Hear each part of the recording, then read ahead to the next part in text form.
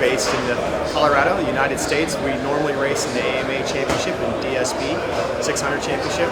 Our team was formed to help develop some younger riders. We've really had a lack of that. That's no news to anybody coming from the United States, and that's been our main business goal, and our model is to help develop and help the younger riders from the U.S. Go on to here and to the European Championship and even the World Superbike or even on the MotoGP. Our season was a little short this year in the U.S., so we decided early on, instead of doing a couple of the other races that some of the other teams were doing, that we'd pack all our stuff and come over here and take on the adventure and see if this was something that we could undertake for next year. The cool thing about my partner in the Road Race Factory and having our association with Red Bull is their sole purpose is to develop riders. Our sole purpose is to develop the rider. It's not about, we don't have to promote our team and get as much exposure for the team as we possibly can for the dollars. Our goal is make the guys better, give them opportunities to go on, and it's called the Road Race Factory. We want to build road racers. My first time at this track, got out on track yesterday for practice, and yeah, right away, I love this place. Unfortunately, I've been kind of nursing a shoulder injury that I suffered a few weeks ago at the last AMA round in the States. But yesterday went okay, for learning the track and got some good dry laps in. And then this morning in the wet, had a little incident and banged my shoulder again. And unfortunately, that kind of put us out and did some more damage to it. Went out in the warm-up lap to try to see how it felt, but it was just too much, and unfortunately couldn't make it happen. And it's a bummer. I wanted to be out there racing with those guys, and it looked like an exciting one, but yeah, like I said, I'm just happy we're all right, and we'll just try to heal up and come back swinging at Brands Hatch.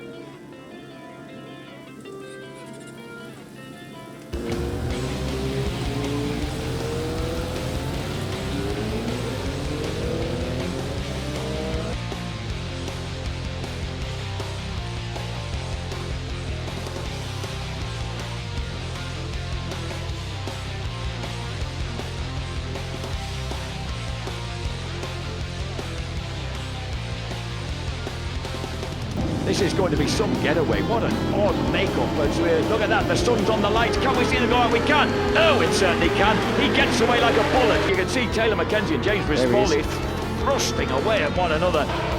So Irwin, Seeley, Gowland, Rispoli, Mackenzie, McConnell, Rose, Olsen, Hornsey and Luke Jones are the top 10. Oh, and Seeley! Wow. Oh my goodness me! He dances past Glenn Irwin in some style. Oh no, Irwin's out! Glenn Irwin! Irwin's got a problem, the bike problem. Another one, wow.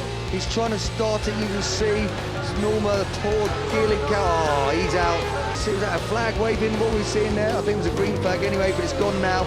So I think the best part for him will be at the end. Oh, Mackenzie, lovely little move there.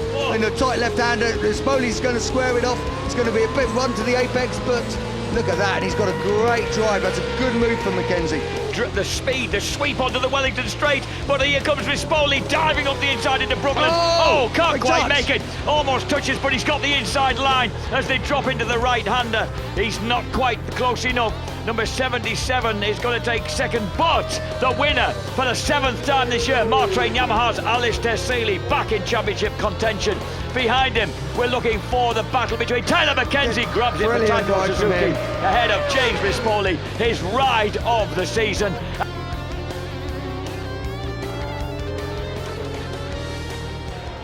Got a good start. Track was a few damp patches, but pretty much dry, and I think I was taking a few more chances than Glenn Irwin. But it all paid off. We managed to get to the front. I felt comfortable at the front. I was running my own sweeping lines, which the bike seems to prefer. It doesn't like to be attacked into the corner. And whenever I was able to run my own smooth lines, then we managed to do better lap times and fast lap times. And then on the last lap, I had quite a big gap, and I was able to cruise around and bring it home. And the good thing about it was we set the fastest lap in the race, which now puts us on pole for today. So we're not letting the championship go without a fight, and today's just going to have to be get stuck in, and I can see it being a dogfight from lap 1, first corner, all the way to the finish flag. So I'm up for it. I like this circuit. It's been kind to me over the last few years, so hopefully we can do the business and come away from Silverstone with quite a chunk taken out of the leaders. Alistair's race pace yesterday was was fantastic. He done a super job. It was the old Alistair Seeley back that we've seen at the start of the season. It was great to see, battling for wins and taking it to the competition. And to be fair, it all worked out to plan. We ended up getting a good start and pulling out and ended up third. It was an awesome battle, and to go into that last lap with T-Mac was amazing. You know, every corner I knew he was going to stick it in, and I was just trying to defend but also ride real hard. And you know, watching back the race, I'm like, oh, I should have just kept it full. But going into the last corner, we left some rubber on him, and it was good to leave a mark. But I feel good this morning. We made some good improvements on the bike, and going into race 2 in a couple hours, and I feel really good. I think this is going to be our really good dry race, and to be able to just back it up with a full dry race, no excuses, no mentally from anybody. Let's just go in smooth and let's try to back it up and bring that American to the front. This is my first time in BSB Championship. It's been a tough weekend for me. New track, new tires, new bike, new engine, everything. The track is really good. Yesterday race, I didn't have the pace. I finished 20, and warm-up was a little bit better for us. It was like really short. We are not used to it. And I'm just looking forward for the race. I think it's gonna be dry and the weather is really good. And just trying to get a cleaner start and start making my way up the pack and see how far I can go.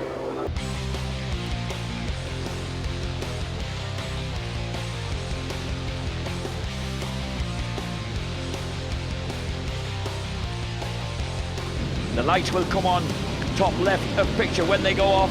The start, so important.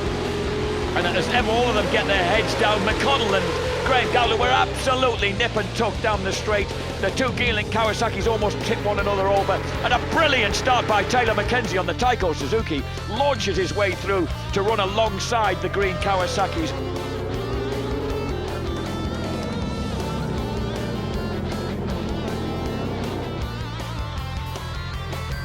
Yeah, it was. You can see that Irwin's gone through there, and so's Hedger.